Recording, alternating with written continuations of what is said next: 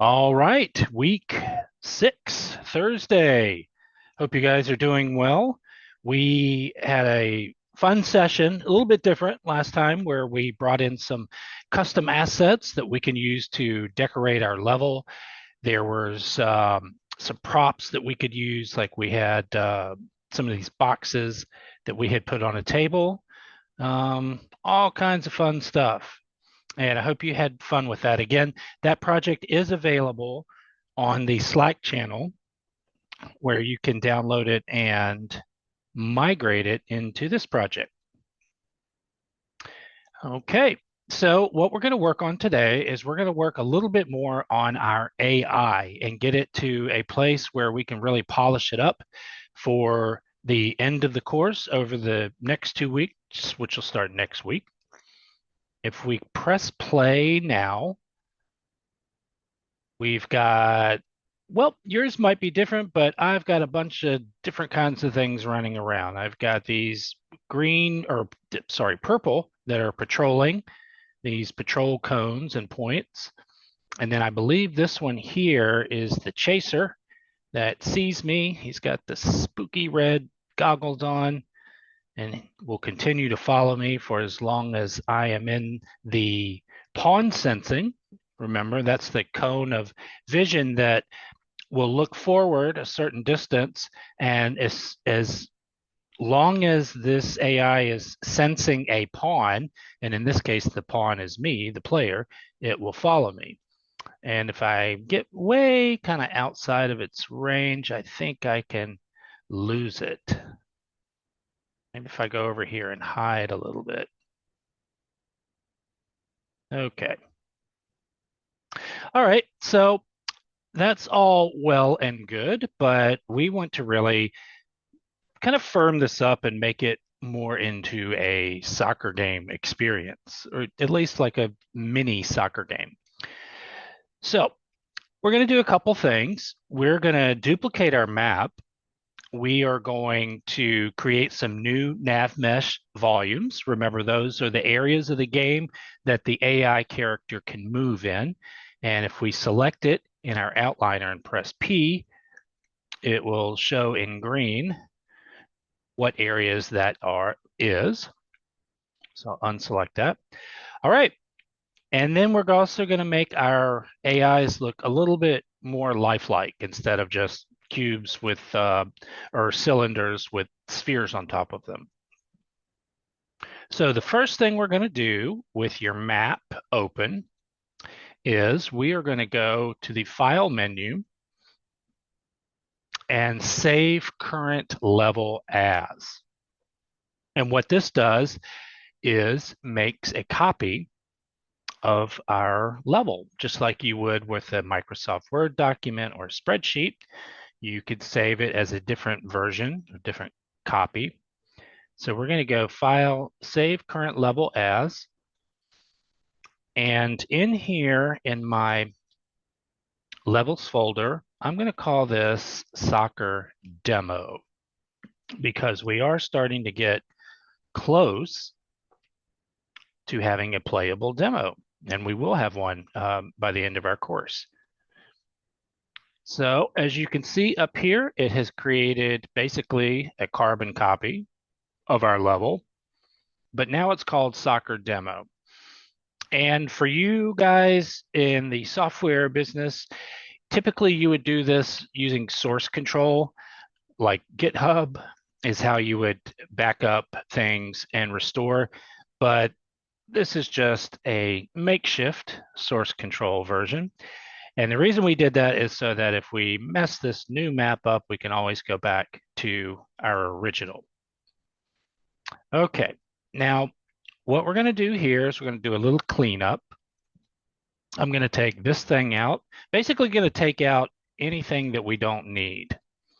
Like some of the stuff, the little prototype toys and platforms we worked on earlier in the course. I'm going to take those out. And if you remember, because these are blueprints, I have them all down here. So just removing them from the level will not delete them from your project by any means. It's just taking it out of the level. And did I accidentally just delete the platform? No, okay. So delete that. And the cones, we are not going to use those. That was more to demonstrate. Let me make sure somebody, I think, might have just tried to come in. Okay. Participants. Okay, we're all good. We're not going to be using the cones. That was just to demonstrate how you could, like in a stealth game, as we discussed, have AIs patrol. So we're not going to use those. We'll delete. And you'll get this message here. So delete reference actor. This is saying that, hey, you've got something else in this level that depends on these patrol points. Are you sure you want to do this? And if you see this, you want to be very careful when you do delete things. But we're going to go ahead, and the actors that do depend on this are those purple AI guys that are running patrol. But we're going to remove them too. Therefore, we can go ahead and select apply to all. And let's take these guys out, AI Defender. And actually going to take this out as well. We are going to bring these back in, but for now, we want a clean field to start with. And we'll take this out as well, the launcher. All right, so with that, I'm going to go ahead and save. And let's press play. It should just have the soccer balls. Hopefully our clock will still work and our goal. Oops, I don't know what happened to that ball. Let's try this one. Okay, all good. Now, another thing we're going to do is we are going to remove that nav mesh because we're going to put another one in. Actually, we're going to put two in. So I'm going to go over to the left in my outliner, select my nav mesh bounds volume, and I'm going to delete that.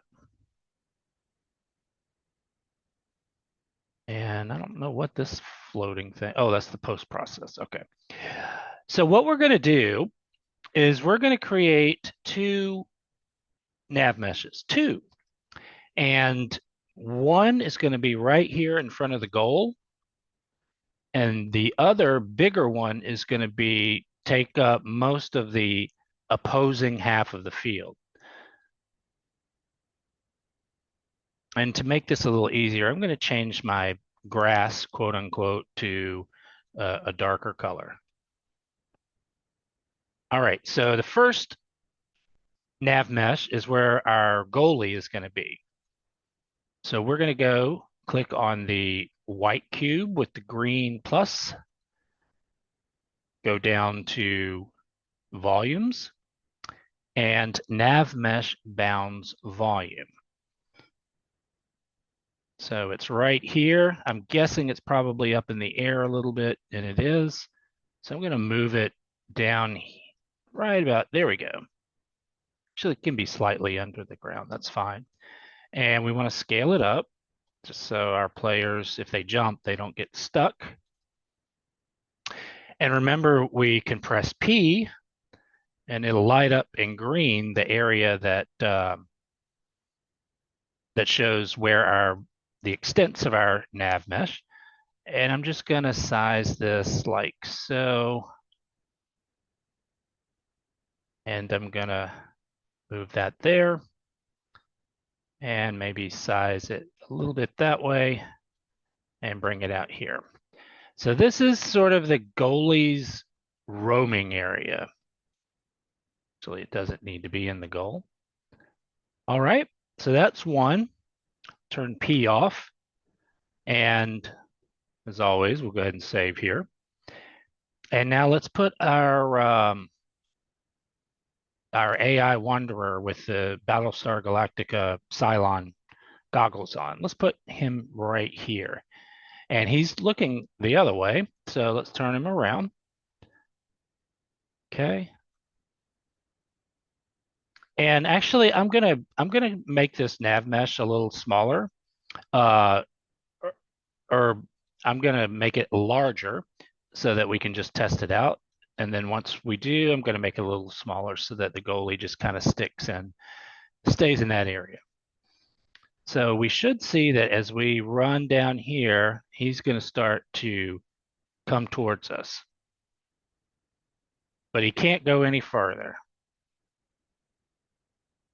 Okay, so that's good. All right, go ahead and stop that.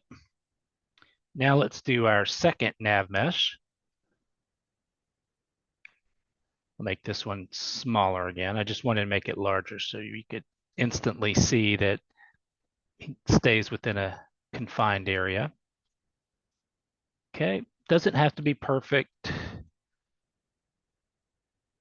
And we'll make it just a little bit bigger there. All right, sweet deal. Like with any, excuse me, with anything else in Unreal Engine, make sure you're in the move and hold down the Alt key, and you can just easily create another nav mesh. We're going to make this one bigger. So maybe about like that, like that. That should be good. We'll get them real close together, but we don't want them to overlap because we want the goalie to stay in that area right there. So we'll try to get it kind of as close as we can. All right. Can turn the P off. And now I'm going to, like we did with the goalie, I'm just going to, or like we did with the nav mesh, I'm going to hold the Alt key, Alt, and I'm going to do 3 more defenders. Put one here, one to the left, and one to the right. And I'm going to back them up a little bit. There we go. We'll go ahead and save.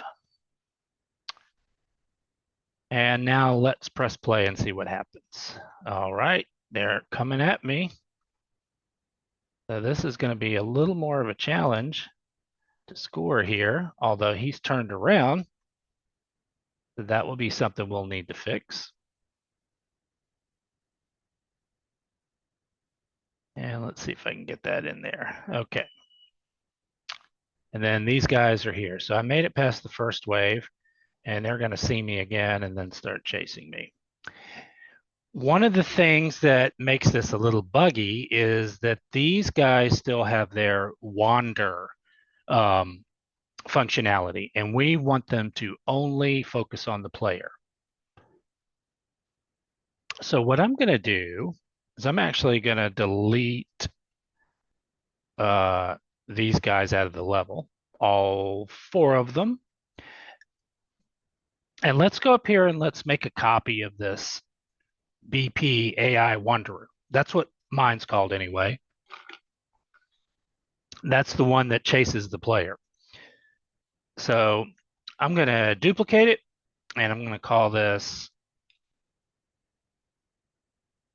opposing player. And I'm going to open that up. Here's our logic from this, where we have down here, this was the, and I didn't take my own advice and do a coding thing, a coding box. I'm going to call this chase player. Okay. And we want to make sure that this is the only thing that our AI is doing is chasing the player. So on the begin play, which fires off every time we start the level, I'm going to uncheck this wander. And I'll compile and save that. And let's drag this new one in at the same spots. I have a goalie player here. Turn around. 180. There we go.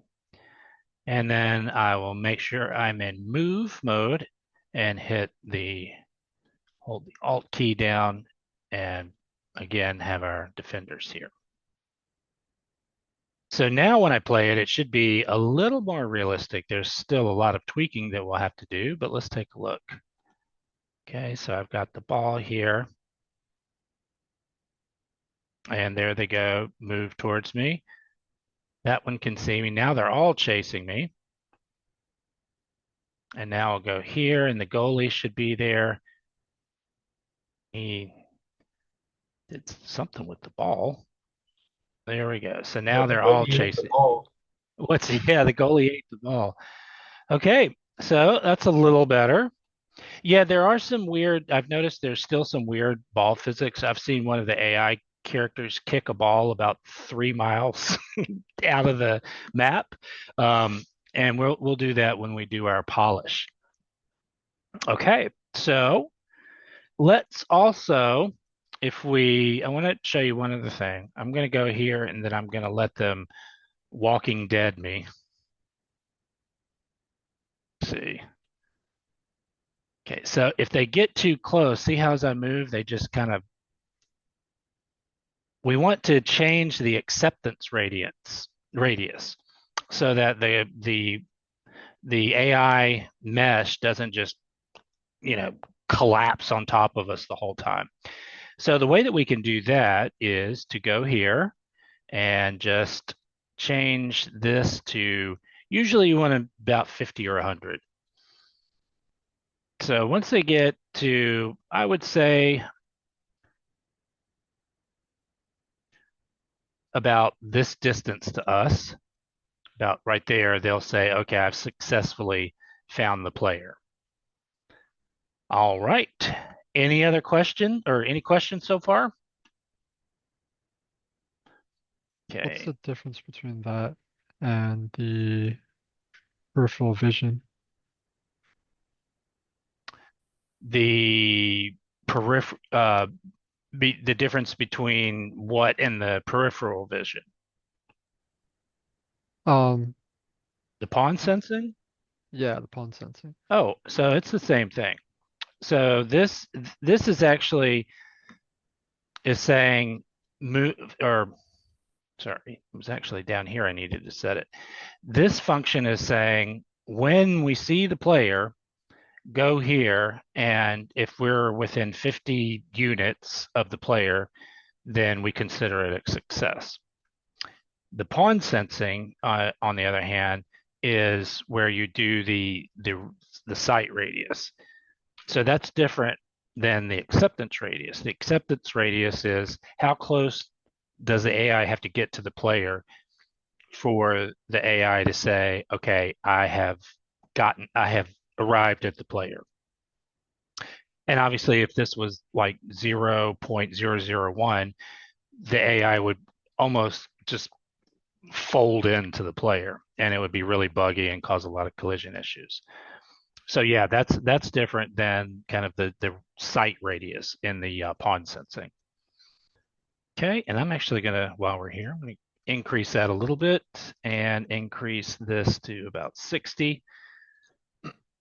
That should give us a little bit better of a challenge or make them see us a little bit more. Yep, there they see us. Okay. And ooh, okay.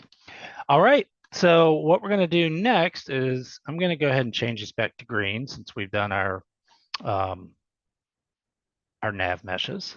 Okay. Let's get these guys to look a little bit more like our character.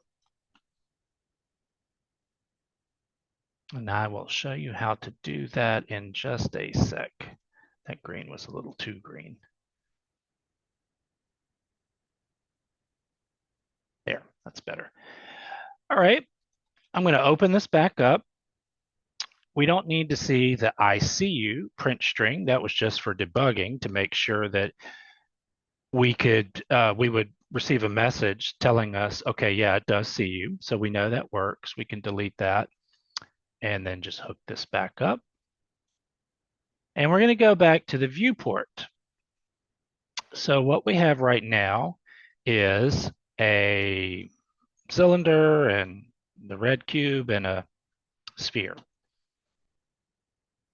And I'll go through this twice just to be sure everybody sees how to do this.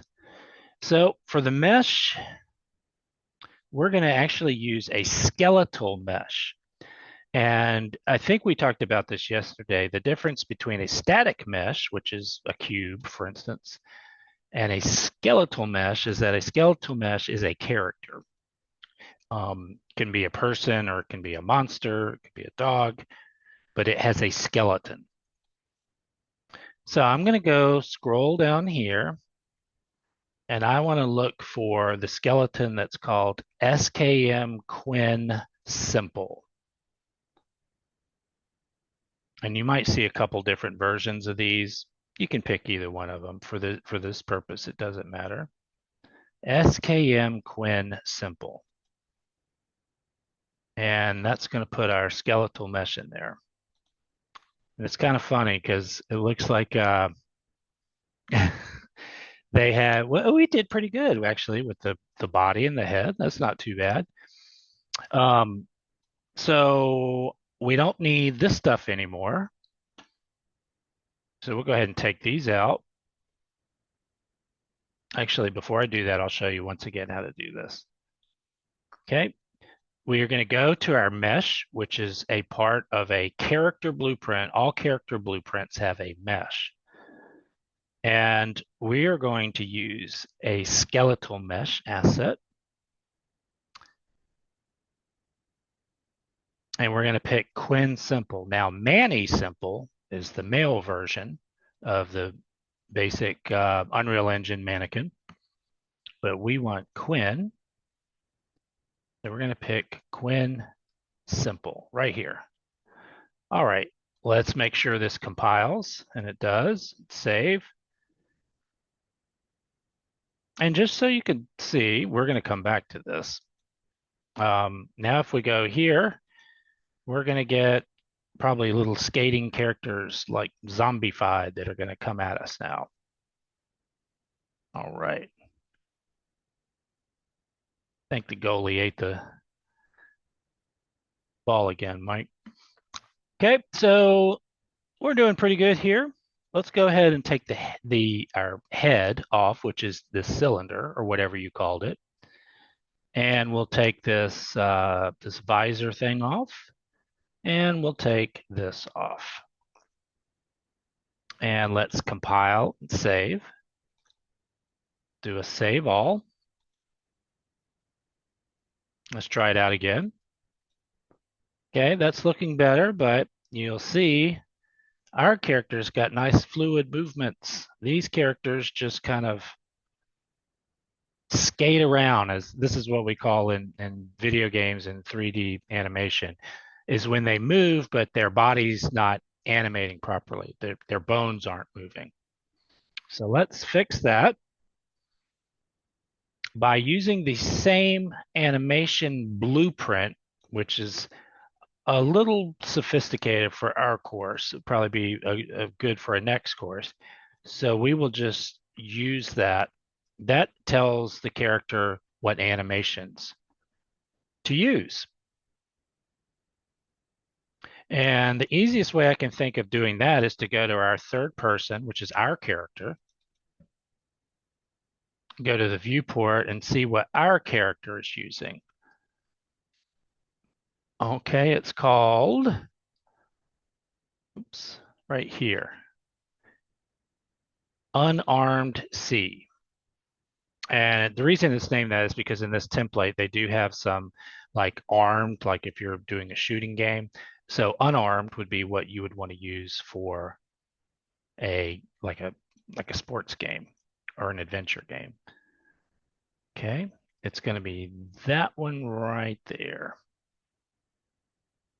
So I'll close this down, hop back over here, go to my mesh, use animation blueprint. If I used an animation asset like this, then they would skate but they would be doing that, which, is fun, but not appropriate for a soccer game. So an animation blueprint is actually a collection of several animations. And again, the one we want is unarmed. And you can immediately tell that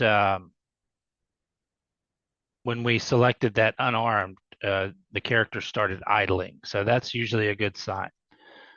So let's compile and save that. Go back and press play. And oh, still not working. Okay, need to fix that. So let's take a look and see what happened there. Why is our character not compile, save, unarmed? And that should do it. Actually, let's just to be sure, we'll take these opposing players out. And well, let me test it one more time. Maybe that was just a little save hiccup. Nope. Let me take these out of the level and put them back in. The If that third person character animation class. I think technically it's ABP underscore unarmed C. I don't know, that's what it showed up for mine. okay. Not sure if that matters. Yeah, let's see. ABP underscore, of course, the zoom's always in my way. Underscore animations. Huh, I don't get, mine just says unarmed. Let me see. Yep, I might have to come back to this on Monday. Um, but let's go ahead. I'm just going to put these characters back in there. Um, Mark, was your character moving in the level properly? No, I got the same thing as you. We did have a skating issue, and we'll take a look at that again on Monday.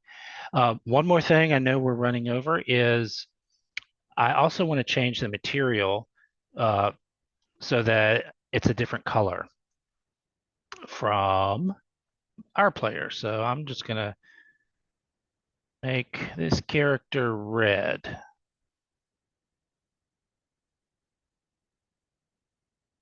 Where was that nice red? There it is.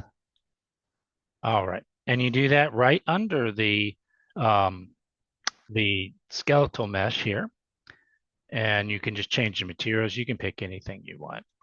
So we'll compile, save all again. And now we see that we have players that have a different color than our character. All right. We'll have to figure out why this animation isn't working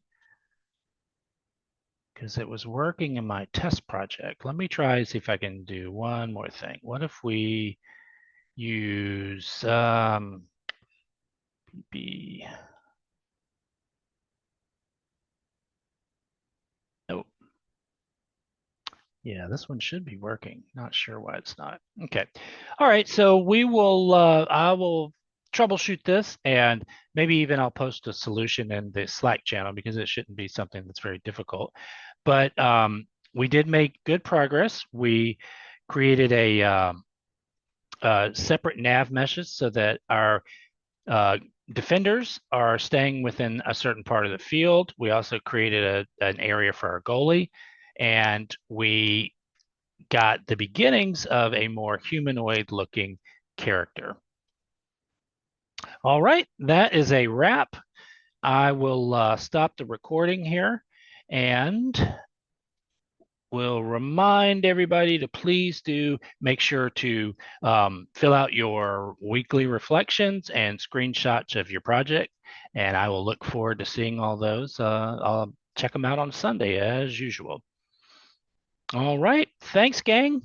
And I will see everybody next Monday.